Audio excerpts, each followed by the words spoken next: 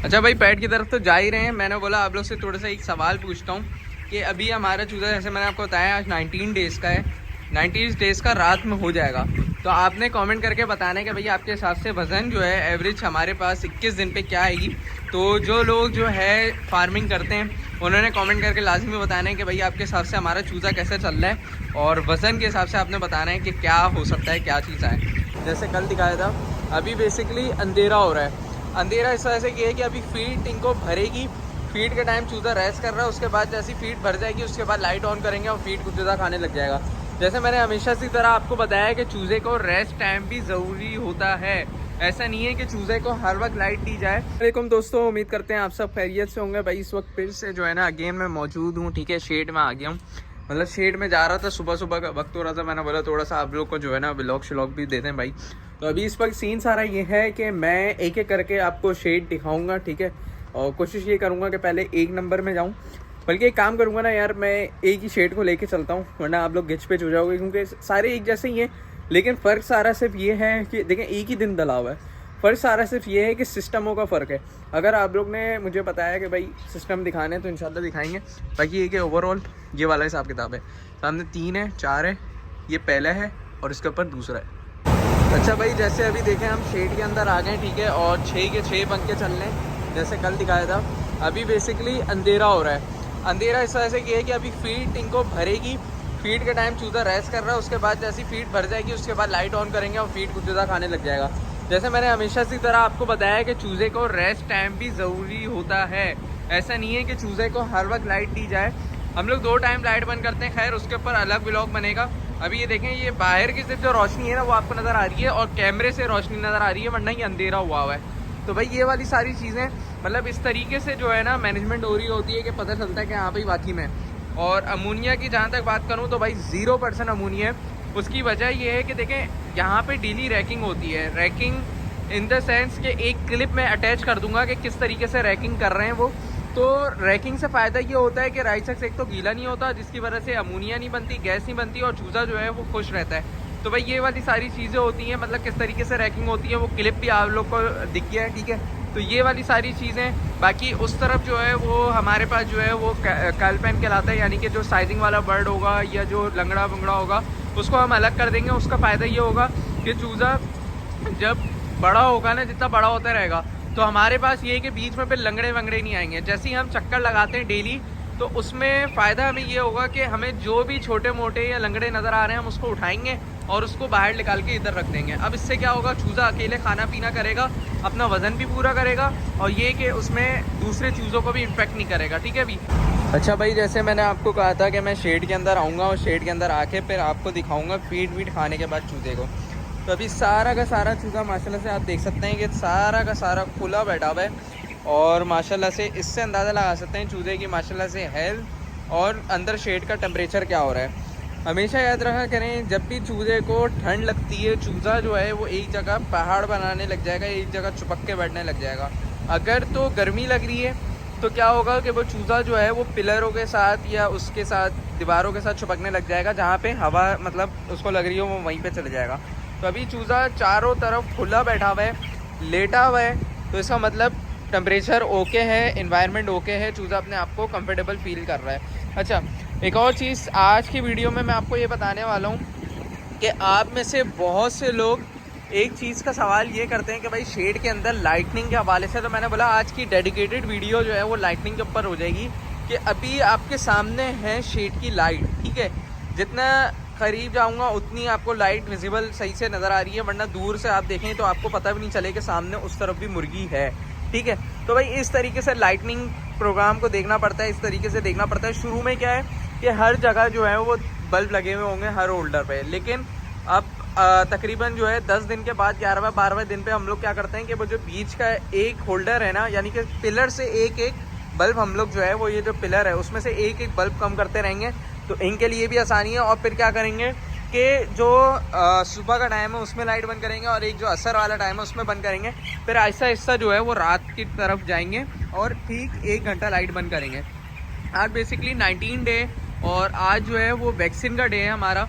तो भाई एंटी लसोटा की वैक्सीन करेंगे, तो उससे पहले हमने ई सेलेनियम चला रहे हैं हम लोग। जैसे कि मैं हमेशा से आप लोग को बोलता हूँ कि भाई वैक्सीन से पहले जो है वो हम लोग जो है, मैं जो हूँ ओपन शेड में जो है हम लोग जो फार्मिंग करते हैं उसमें हम लोग जो है वो विटामिन चला रहे हैं, तो इधर जो है ई सेल चल रहा है। बाकी ये कि माशाल्लाह से ओवरऑल वही चीज़ें चल रही हैं। और ये समझेंगे, मैं पर्सनली अगर मैं अपने आप को, अगर मैं आपको एक एक्सपीरियंस अपना बताऊँ तो मुझे पर्सनली यही लग रहा है कि मैं अपने एक समझेंगे 500 बर्ड्स की मैनेजमेंट देख रहा हूँ, क्योंकि वही चीज़ें वैसी ही मेडिसिन चल रही है, वैसी ही हर चीज़ चल रही है। हाँ, यहाँ पे कुछ चीज़ें थोड़ी सी डिफरेंट है, जाहिर सी बात है यहाँ का माहौल डिफरेंट है, यहाँ पे बायोसिक्योरिटी बहुत टॉप की है, तो उस वजह से जो है वो चीज़ें होती हैं। ठीक है, बाकी एक पॉइंट ऑफ व्यू से मैं आपको ये बता दूँ कि आप में से बहुत से लोग जो ये इनके जहन में ये रहता है ना कि कंट्रोल शीट में बहुत ज़्यादा मेडिसिन चलती है, बहुत ज़्यादा एंटीबायोटिक चलती है, तो वो चीज़ मैं आपको क्लियर कर दूँ कि भाई ऐसा नहीं है बिल्कुल भी।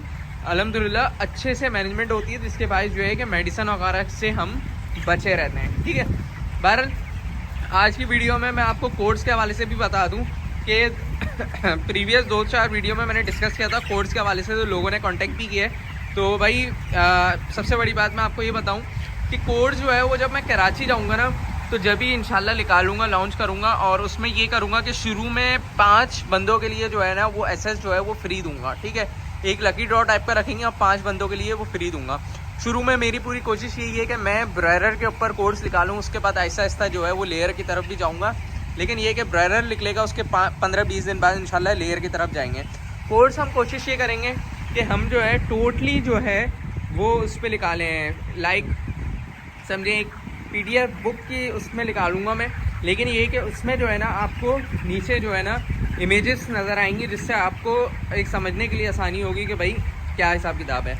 तो उसमें ये आसानी होगी कि भाई देखें लोगों को, अब ये जिनको जो हमारे जो कुछ भाई हैं जो अनफॉर्चुनेटली नहीं पढ़ पाए, वैसी एजुकेशन नहीं ले पाए, जिनके लिए मतलब वो चीज़ समझना मुश्किल है, तो उसके लिए मैं आपको एक चीज़ ये बता दूं कि कोर्स जो है वो मैं इंग्लिश में भी निकालूंगा और इसके अलावा रोमन में निकालूंगा। उससे फ़ायदा ये होगा कि आप लोग को जो है वो जो भी चीज़ आप लोग देख रहे होगे ना, जो जी चीज़ आप लोग को इमेज भी देख रहे होगे, तो आपको वो चीज़ समझ में आ जाएगी। नीचे उसकी लाइन लिखी हुई होगी, उसको डिस्कस किया हुआ होगा कि इसके क्या रीज़न होते हैं। बहरहाल ये चीज़ मैं आपकी से एक और चीज़ ये मैं आपको बताऊं कि ये जो बीच में हमने पार्टीशन किया हुआ है, इसकी वजह ये है कि चूज़ा जो है वो एक तरफ ना हो जाए। इसका बेनिफिट ये होता है कि चूज़ा खुला खुला रहेगा। चूज़े को हमने अपने हिसाब से स्पेस दी हुई है, ऐसा नहीं है कि पूरा 27,000 28,000 चूज़ा जो है वो एक जगह जमा हो जाए, नहीं, हमने अपने हिसाब से शेड में डिस्ट्रीब्यूट किया हुआ, तो हमें पता होता है इस जगह पे कितना चूज़ा है, इस जगह पे कितना चूज़ा है। मोटेलिटी गिनने में आसानी होती है कि भाई यहाँ पे मोटेलिटी क्या आ रही है, यहाँ पे क्या आ रही है, पैन वाली साइड पे क्या आ रही है, पैड वाली साइड पे क्या आ रही है। तो भाई ये वाली सारी चीज़ें होती हैं, इस तरीके से देखना पड़ता है। बाकी ये कि अल्हम्दुलिल्लाह एक ओवरऑल आपके लिए समझे कि एक अपडेट के तौर पे एक वीडियो बन रही है ये, कि भाई आप लोग में से बहुत से लोग जो सवाल कर रहे होते हैं भाई कि शेड के अंदर किस तरीके से जो है कंट्रोल शेड रन होता है, क्या हिसाब किताब है। तो अल्हम्दुलिल्लाह अभी देखें मैं कंट्रोल शेड में इतनी बड़ी फार्मिंग के अंदर घूम रहा हूँ, और मैं आपको अगर मैं बात बताऊँ तो मुझे यकीन भी नहीं था ना, मुझे ये चीज़ पता थी कि मैं जब एक बड़ा होऊंगा तो मैं इस शेड के अंदर घूम रहा हूँगा। तो भाई ये इसका शुक्र अदा करूँगा मैं अल्लाह ताला का कि भाई अल्लाह ताला ने मुझे इतनी अच्छी अपॉर्चुनिटी दी है कि मैं आज माशाल्लाह से इतने बड़े शेड के अंदर घूम रहा हूँ और आप लोग से ये चीज़ें जो है शेयर कर रहा हूँ। ठीक है, बहरहाल एक चीज़ जो है ना वो मुझे आपको दिखानी थी, तो मैंने बोला चलें भाई पैड की तरफ जाते हैं, उससे मैं इंशाल्लाह आपको कंटिन्यू करके दिखाते हैं। अच्छा भाई पैड की तरफ तो जा ही रहे हैं, मैंने बोला आप लोग से थोड़ा सा एक सवाल पूछता हूँ कि अभी हमारा चूज़ा जैसे मैंने आपको बताया आज 19 डेज़ का है, 90 डेज़ का रात में हो जाएगा। तो आपने कमेंट करके बताना है कि भैया आपके हिसाब से वज़न जो है एवरेज हमारे पास 21 दिन पे क्या आएगी।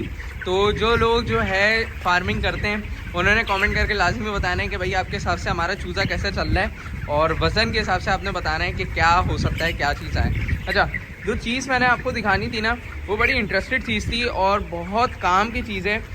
मैं भी इससे पहले इन चीज़ों को जो है ना इतना ज़्यादा जो है वो सीरियस नहीं लेता था, लेकिन यहाँ आके पता चल रहा है कि नहीं भाई वाकई में इन चीज़ों को सीरियस लिया जाता है। ये बेसिकली जो निप्पल लाइन चल रही है ना, यहाँ पे एक एक लाइन की जो है ना, यहाँ पे मैं आपको एक फोकस करके दिखाऊँ, ये जो कैप के ऊपर बुरादा आ जाता है, इसकी बाकायदा स्पंज से सफाई होती है डेली।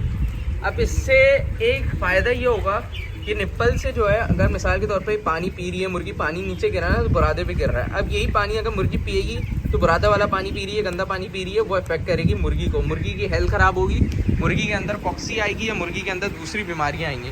तो इसी वजह से ये चीज़ें बड़ी काम की होती हैं। दूसरी चीज़ ये कि हर पानी की लाइन जो है ना उसको अलग किया हुआ है इन्होंने। मैं एक मिसाल के तौर पे आगे जाके आपको दिखाता हूँ कि कोई भी ऐसा नहीं है कि बीच से इन्होंने ज्वाइन किए हुए हों। हर पाइप की जो है पानी की लाइन बिल्कुल अलग हुई हुई है और उसमें पानी आ कैसे रहे तो मैंने आपको दिखाया था। बीच में जो है वो पाइप ऐसा यूँ जा रहा है और बीच में ऐसा यूँ फ्लेक्सिबल पाइप जा रहा है जिसके पाइप जो है उसके अंदर जो है वो पानी आ रहा होता है। अब इससे फ़ायदा ये एक एक लाइन अपने हिसाब से ऊपर कर लेंगे। अब मेरे पास जो सिस्टम हुआ हुआ है ना वो हुआ हुआ है बीच से मैंने ऐसे पाइप दिया हुआ है जिसके पास दोनों लाइनों को मैनेज करना ना मुश्किल होता है। तो अब मैंने ये सोचा कि भाई अपने पास जाके उसको इसकी तरह जो है वो इंशाल्लाह लाइन को मैं करूँगा।